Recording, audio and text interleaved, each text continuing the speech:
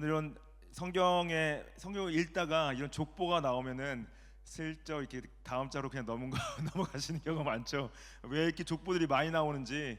이 족보를 보면은 저도 어렸을 때 성경 통독을 하거나 성경 읽다 보면은 이거는 넘어가도 괜찮겠다. 그래서 어차피 이름들 다 읽어봤자 다 기억도 못할 것 같고 이름이 알아서 뭐 소용이 있을까. 근데 잘 생각해 보면은 하나님께서 얼마나 이 성경 가운데 사람을 통하여서 역사하시는 가운데 그 하나님이 택하신 백성과 그에 관련된 모든 사람들에 대한 역사적 기록들을 남김으로써 그만큼 하나님이 현실의 하나님 되시고 역사의 하나님 되시는지를 반복적으로 저희가 알 수가 있습니다.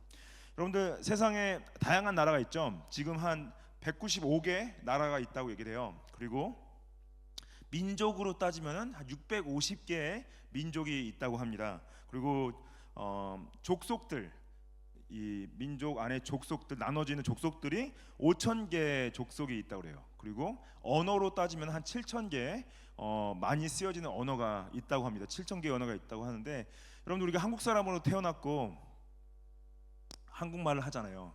저는 이제 태어나서 하나님께서 저는 한국 사람으로 태어나게 하시고 너무 감사하게 항상 생각하고 있습니다. 그리고 근데 한국에서도 그 좁은 땅에서 어느 고향이 어디냐, 어느 도 출신이냐 나눠져 가지고 그 안에서 또 지방마다 지방색이 다르고 한 거 보면은 이렇게 나눠져서 계속 편을 가르고 같은 한민족인데도 불구하고 또 북한과 남한이 나눠져 있고, 그런 것들이 현실적으로 그게 이제 당연하게 받아들일 수 있지만은 이렇게 그냥 다 하나인데 왜 이렇게 나눠져서 서로 미워하고 싸우게 되는지.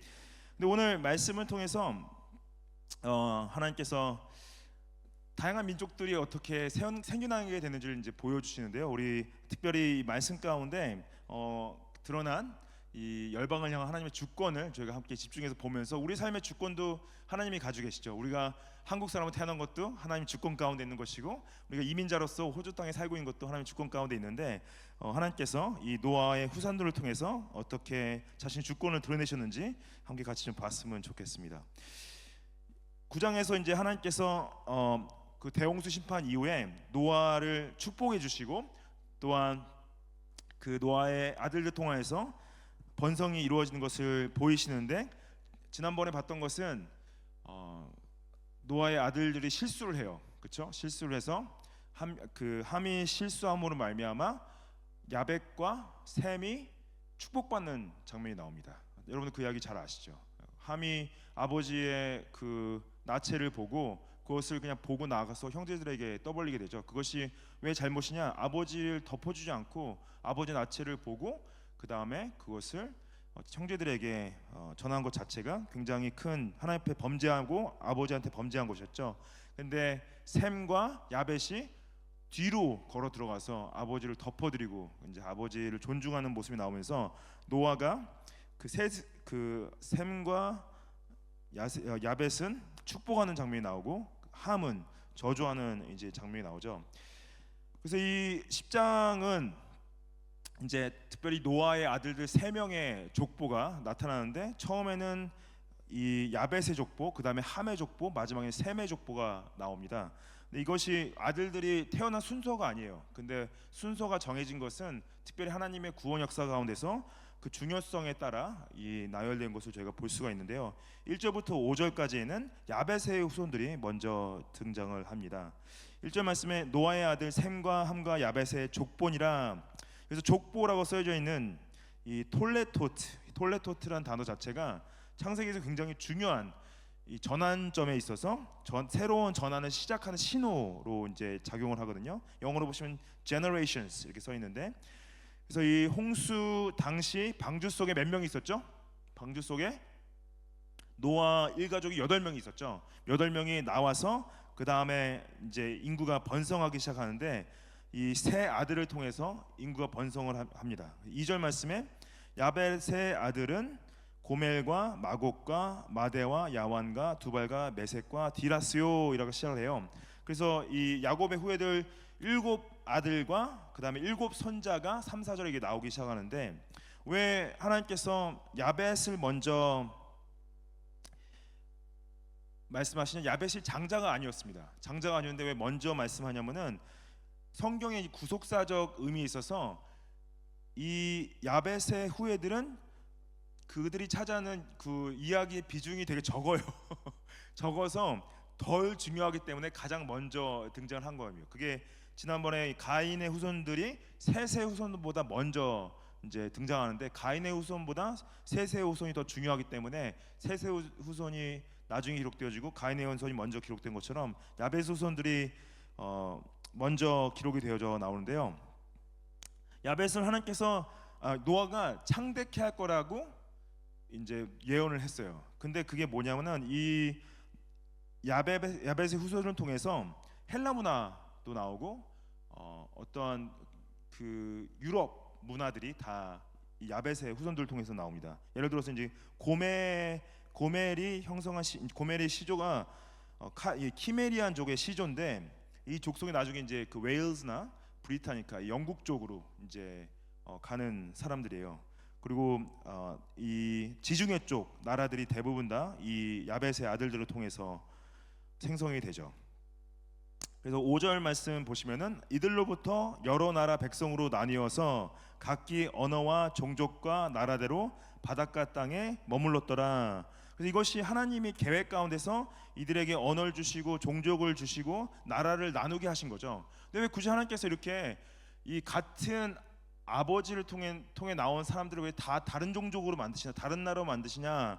이걸 봤을 때 물론 인간의 죄성도 결국 이게 11장의 바벨탑 사건과 같이 봐야 될 이 족보이긴 한데 결국에는 이 노아의 홍수 자체가 인간의 죄성을 없앤 건 아니었죠. 그리고 또 그 죄성 가운데서 계속 인간은 계속 나뉘어지고 각자 무리를 져서 서로를 대항하게 되는 이런 것들이 어떻게 보면 하나님의 계획 가운데 있지만 하나님의 계획은 좀 더 크죠.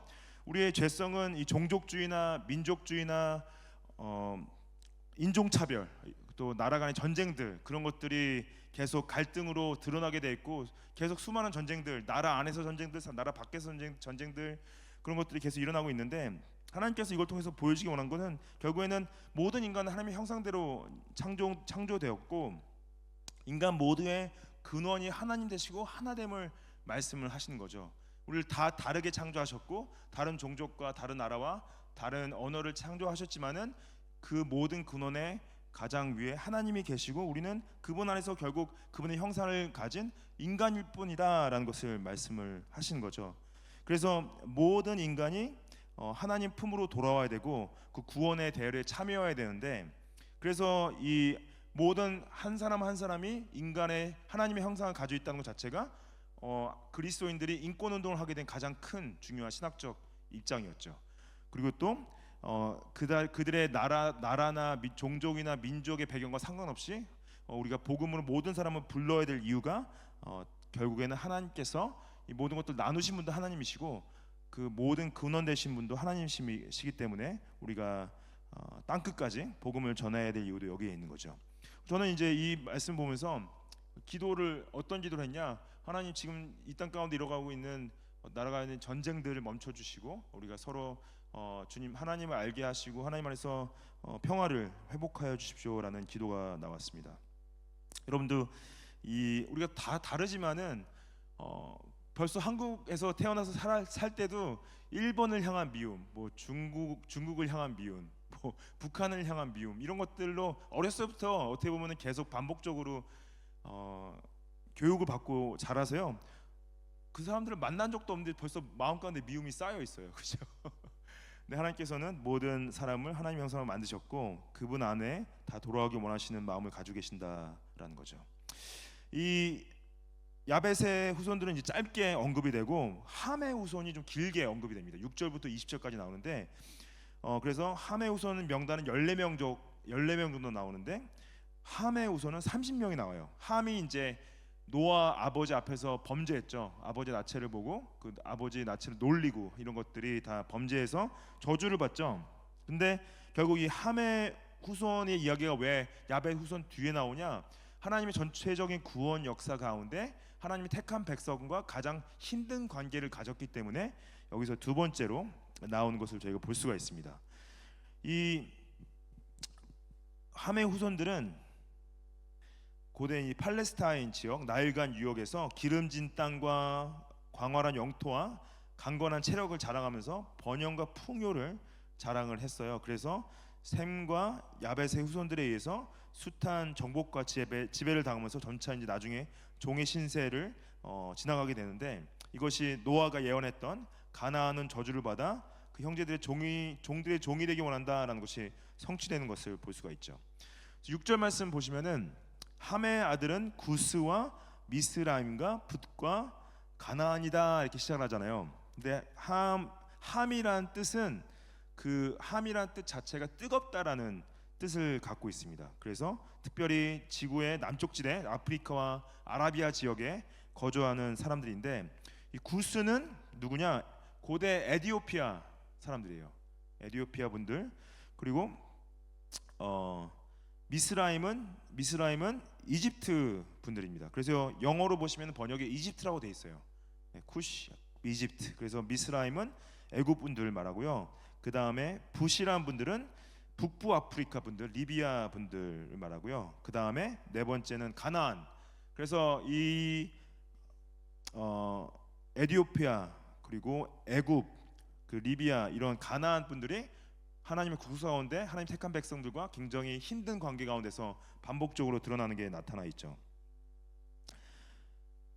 이 7절 말씀에 이제 구스에 이제 집중이 돼요. 많은 사람들 중에 구스, 아까 말씀드렸듯이 그 고대 에디오피아 분들인데, 구스의 아들들은 스바와 아일라와 삽다와 라마 삽드가 라마 스바와 드다니오. 그러면서 8절 말씀 보시면은 구스가 또 니무롯을 낳았다라는 표현을 쓰죠.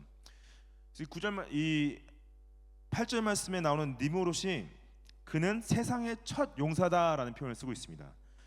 니무롯은 그 원어적 의미는 대적하다, 반역하다라는 뜻을 지닌 마라드라는 단어에서 파생된 말인데, 그래서 이 니무롯은 대적하는 사람, 반역하는 사람 이렇게 써 있는데, 첫 용사, mighty man 이렇게 써 있죠. mighty man은 원래는 이제 영웅 그리고 용사, 힘이 센 사람 그런 표현인데, 나쁜 의미에서는 폭군, 압제자 이런 의미를 담고 있습니다. 그래서 니무롯이 백성을 무력으로 통치한 폭군이었다라는 표현을 이렇게 첫 용사다라는 표현을 쓰고 있어요. 첫 용사라고 표현했는데, 그가 하나님 앞에서 용감한 사냥꾼이 되었다라고 써 있죠. 9절 말씀에. 여기서 당시 전쟁을 연습할 때 이 전사들이, 군인들이 짐승을 사냥하는 것을 통해서 전쟁 연습을 했어요. 그래서 어렸을 때부터 위험한 곳에 가서 이 짐승들을 잡아오게 해가지고 그들의 훈련을 했는데, 여기서 용감한 사냥꾼이다 했을 때는 사람 사냥하는 것을 말하는 거죠. 그래서 근데 여호와 앞에서 용감하다 그럼 좋은 말처럼 들리잖아요. 하나님 앞에서 용감하다는 거 좋은 말로 들리는데, 이것을 나중에 이제 70인역이라고 히브리어를 헬라어로 번역했던 분들이 어떻게 번역하냐면은 하나님께 대적하는 용사다라고 이제 번역을 해요. 왜냐하면 하나님 앞에서 용감한 사냥꾼이 결국에는 이 니무롯이라는 사람이 자신의 용감함과 자신의 그 폭군적인 성질을 하나님 앞에서 드러냈다. 결국 뭐냐? 하나님 앞에서 교만했다라는 거죠. 그래서 여기 이 9절 말씀에 속담에 이르기를 아문은 여호와 앞에 니무롯 같이 용감한 사냥꾼이로다 하더라. 속담이 뭐냐? 어떤 사람이 사냥을 잘하는데 결국에는 그 영적인 교만함을 드러내면서 자신의 힘과 능력을 자랑할 때 이 니무롯의 속담을 써가지고 얘기를 하는 거예요. 그래서 이것은 이 신학자들은 어떤 하나님의 은혜를 갈망했던 경건한 사람들이 안 좋은 표현으로 이 속담을 만들 것이다 라고 생각하시는 분들도 계십니다. 그래서 이 니무롯이 나라를 세워요. 10절 말씀해 보시면은 그의 나라는 시날 땅의 바벨과 에렉과 악각과 갈레에서 시작됐다. 그가 그 땅에서 아스루로 나아가서 니느웨와 르호보길과 갈라와 이 레센에 건설했으니 큰 성읍이다. 그래서 이 대도시를 세웁니다. 근데 이것이 보면은 이 제국주의자로서 나라들을 정복하면서 가는 거예요. 그러면서 자신이 정복자로서 이 제국을 이루는 대도시를 만드는 것을 보이고, 나중에 그 유대인 역사가 요세푸스는 아마 니무롯의 가르침으로 말미암아 사람들이 바벨탑을 만들었을 것이다라고 생각하시는 분도 계십니다. 그리고 14절에 보면은 이제 블레셋 얘기가 나오죠. 블레셋은 아시다시피 이스라엘 백성과 계속 힘든 관계 가운데 이제 나타나는데, 여기서 니무롯의 라인으로 해서 블레셋까지 나오는 것을 저희가 볼 수가 있습니다. 15절 말씀에 이제 가나안 얘기가 나와요. 가나안은 장자 시돈과 헷을 낳았다. 그래서 이 16절부터 18절까지 가나안의 고대 9족속의 이름이 언급이 되어져 있습니다. 그리고 이 18절에 가시면은 가나안 자손의 족속이 흩어져 나아갔다 이렇게 써 있죠. 그래서 같은 뿌리로서 여러 지역에 퍼져 나갔는데, 가나안이 퍼져 나갈 때 경계가 생겨지는 걸 볼 수가 있어요. 19절 말씀에 가나안의 경계는 시돈에서부터 그라를 지나 가사까지와 소돔과 고모라와 아느바와 스보임을 지나 라사까지였다. 여러분들 여기서 이름을 다 몰라도 두 개의 이름은 아시죠? 소돔과 고모라. 그렇죠? 결국에는 이게 어떤 이들의 경계를 만듦을 통해서 이제 인간이 도성들이 나누어지고 편을 가르고 경계를 쌓아서 서로가 서로를 대적하는 관계 가운데 있는 것을 드러내는 거죠. 그래서 20절 말씀에 이들은 함의 자손이라 각기 족속과 언어와 지방과 나라대로였더라. 이 표현 자체가 이제 아까 5절에도 야벳의 자손에 대한 것을 맞췄을 때 이 같은 표현을 쓰는데, 이것이 족보를 마무리 짓는 어떤 관용적인 어법입니다. 그래서 함의 자손의 족보가 마무리됐다. 그러면서 각기 족속과 언어와 지방과 나라대로였다. 여러분 아시다시피 이제 바벨탑이 세워지고 나서 그 다음에 언어가 나눠지게 되잖아요. 근데 이게 이 전장에서 10장에서 이미 언어가 나눠진 것을 언급하는 건 뭐냐? 결국 바벨탑을 통해서 나눠져서 언어가 다르게 나눈 걸 말하는데, 이 함의 후손들은 아까도 말씀드렸지만 애굽인, 에디오피아인, 남아랍인, 초기 바벨론인 이런 사람들이 하나님의 구속사 가운데 있어서 이스라엘과 굉장히 밀접한 관계를 가지고 계속 전쟁과 어려움 가운데 있는데, 이들을 딱 봤을 때 하나님께서 결국에는 이들을 통해서 경계선을 정하긴 하셨어요. 근데 여러분들 저희가 보면은 이들이 굉장히 세상적으로 육신적으로 번영하는 것을 반복적으로 또 볼 수가 있습니다. 그런데 이 하나님께서 이러한 인간적인 번영 자체가 꼭 하나님의 축복과 연결되어진 건 아니다라는 것도 드러내시는 거 있죠. 우리가 세상을 지금 살 때 하나님의 백성으로서 예수 그리스도의 제자로서 살고 있지만은 결국에 하나님의 그 구원 사역 가운데 있어서 그분의 섭리를 능가할 수 없고, 세상 사람들이 아무리 돈이 많고 성공했고 번영한다 할지라도 하나님을 모르고 그분의 뜻과 계획 가운데 살아가지 않고 별개로 살아간다면은 그들의 번영과 그들의 어떠한 부가 아무 의미가 없음을 저희가 알 수 있어야죠. 저희 보면은 호주 땅은 솔직히 이제 섬이잖아요. 큰 대륙이지만은 섬이니까 경계지기가 되게 쉬웠죠. 근데 보면 유럽을 봐도 그렇고 이 동남아시아나 한국 땅 근처를 봐도 그렇고, 그 경계라는 게 참 그게 하나님이 정하셨다라고 하는 것 자체가 하나님 주권 가운데 있다는 것을 저희가 이제 인정을 해야 되죠. 그리고 집도 집 사이사이에 여러분들 그 경계선이 굉장히 중요하잖아요. 집과 집 사이의 경계가 제대로 안 돼 있다 그러면은 그것이 이웃과 화를 일으킬 수 있는 굉장히 큰 문제가 될 수 있죠. 근데 경계를 졌다는 것 자체가 물론 안 좋은 개념도 있지만은 경계를 정해주신 것도 하나님의 은혜인 것을 저희가 알아야 될 부분이 있죠. 그것이 분명한 어떤 그 선을 그어 주신 것 자체가, 그것이 인간과 인간과의 관계 가운데 있어서 물론 나누어짐을 나타내기도 하지만은 그것이 또 하나님의 은혜로서 관계하는 가운데 그런 경계가 분명히 있는 것이 굉장히 중요하죠. 지금 러시아가 우크라이나를 침략해서 많은 땅을 또 이제 차지했다고 그래요. 그래서 이제 거기 들어가서 자신네들의 땅이다 그러고 선포를 하고 거기다 경계선을 이미 이제 긋는 거죠. 근데 그것이 어떻게 보면 러시아 사람들이 어떤 욕심으로 푸틴의 욕심으로 말미암아 그런 일들이 벌어지고 있긴 하지만은 지금 결국에는 그들이 전쟁을 멈추려면은 우크라이나랑 러시아랑 어느 정도 합의를 해서 그 경계선을 인정해주고 그냥 전쟁을 끝나는 것이 최선이라고 말씀하신 분들이 많이 있더라고요. 근데 어찌됐든 우리가 하나님께서 정해주신 경계를 인간의 힘과 능력으로 계속 뺏고 주고 하는 부분들이 있는데 결국 하나님이 다시 오실 때 하나님의 심판 가운데서 여러분들 이런 경계나 땅 싸움은 무의미한 거죠. 하나님 모든 게 다 하나님의 것이고 주님께서 그 주권적인 은혜와 주님의 그 계획을 우리가 순복하고 따라가기 원하시는 거죠. 이제 21절부터 32절까지가 마지막 셈의 후손들의 얘기가 나오는데 여러분들 아시다시피 왜 이들이 마지막에 나오냐? 이들이 어떻게 보면 이 셈의 라인에서 하나님이 택한 백성인 이스라엘이 나오기 때문에 하나님의 언약을 받은 이스라엘이 나오고 그 이스라엘 가운데서 하나님이 약속하신 메시아가 오시기 때문에 마지막에 이제 나오는 거죠. 그래서 마지막 셈의 후손은 26명이 이제 등장을 하는데요. 이 야벳의 후손 14명과 함의 후손 30명과 셈의 후손 26명을 다 합치면 70명이에요.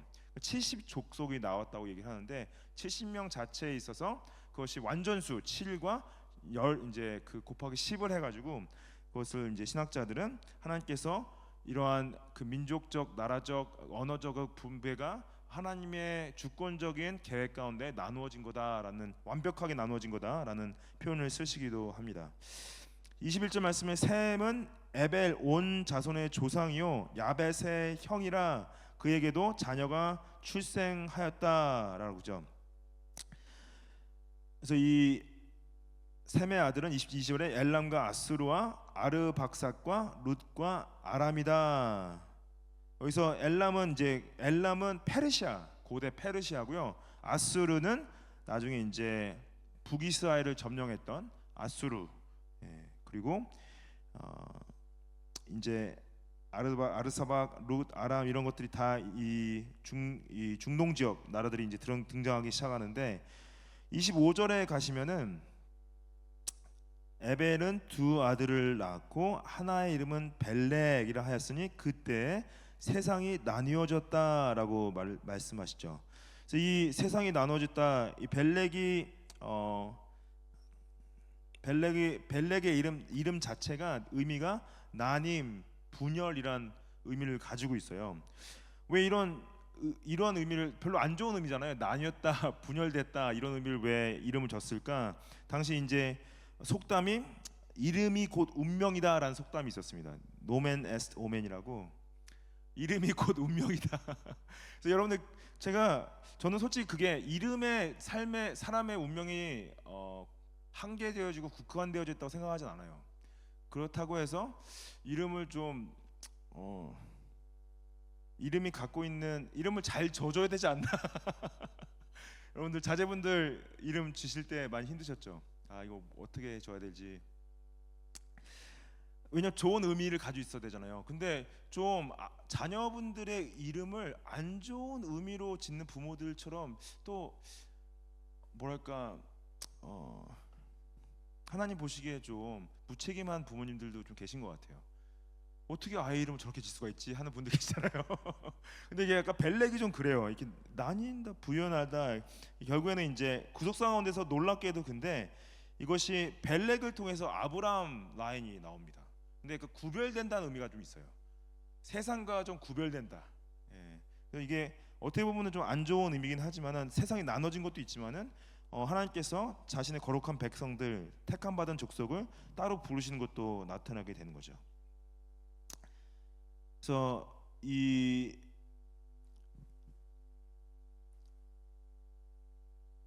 셈의 자손들 31절 보시면은 셈의 자손이니 그 족속과 언어와 지방과 나라 되었더라. 이게 아까 5절에 나왔었고 20절에 나왔던 것처럼 31절에 이제 그 한 족보를 마치면서 그 마치는 이제 어법이 다시 나왔죠.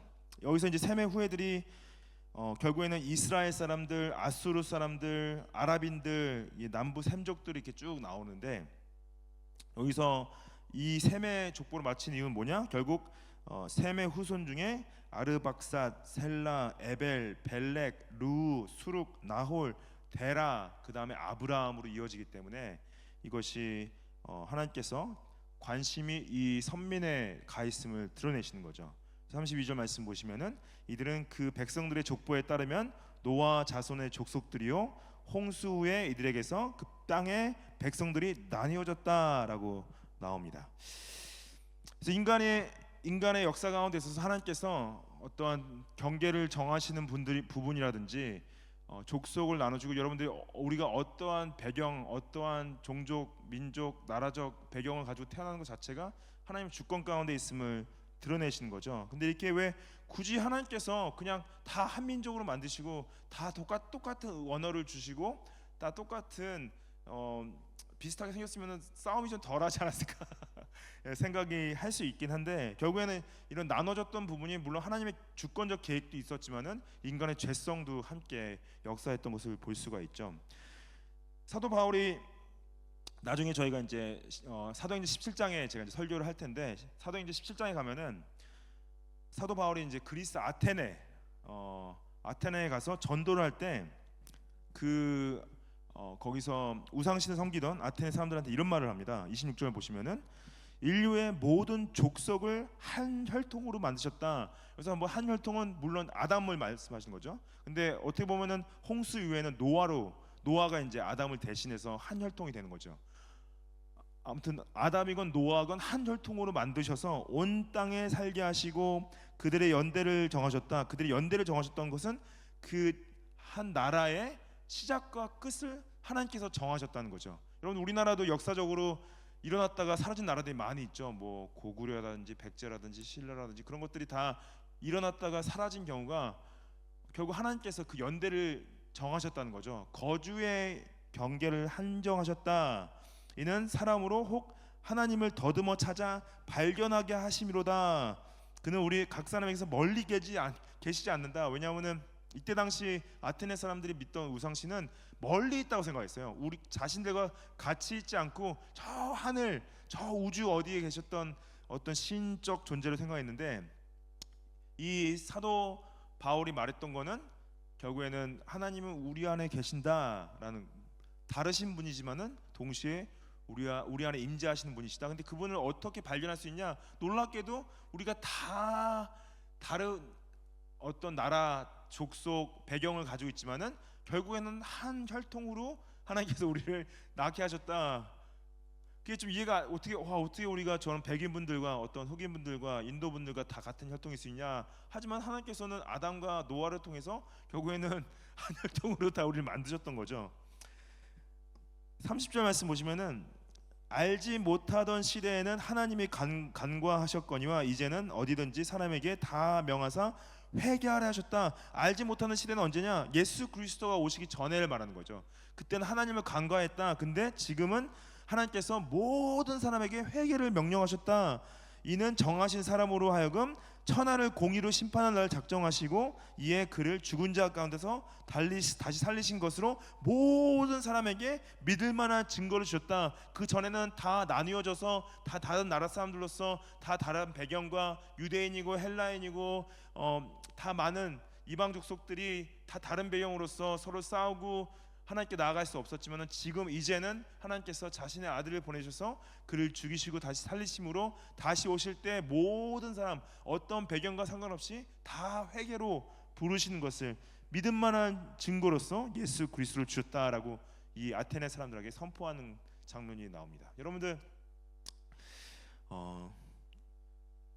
저희가요 다른 사람들이 다르기 때문에 힘든 경우가 굉장히 많아요.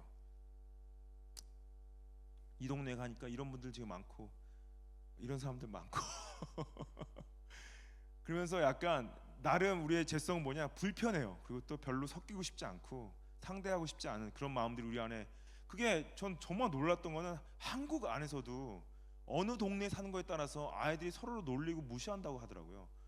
그거는 다 한국 사람들인데 그게 우리 안에 그 죄성이 살아있지만 하나님께서는 이제는 더 이상 우리의 다름을 보지 않게 원하시고 어떠한 배경과 어떠한 상황과 상관없이 오직 그리스도의 그 믿음으로 부르시면서 모두를 회개로 명령하셨다라고 말씀을 하십니다.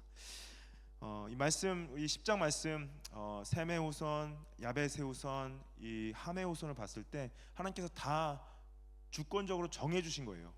정해 주시고 다른 배경을 태어났지만 결국에는 그들을 그리스도 안에서 하나로 부르시기 위해서 다르게 만드셨다라는 것을 저희가 알 수가 있습니다. 우리 안에 어떤 특정한 민족이나 특정한 사람들 향한 편견이 있다면은 우리 함께 회개하기 원하고요. 모든 사람에게 그리스도의 복음으로 사랑으로 나아가시기를 축복합니다. 같이 기도하고요. 우리 주기도문으로 예배를 마치도록 하겠습니다.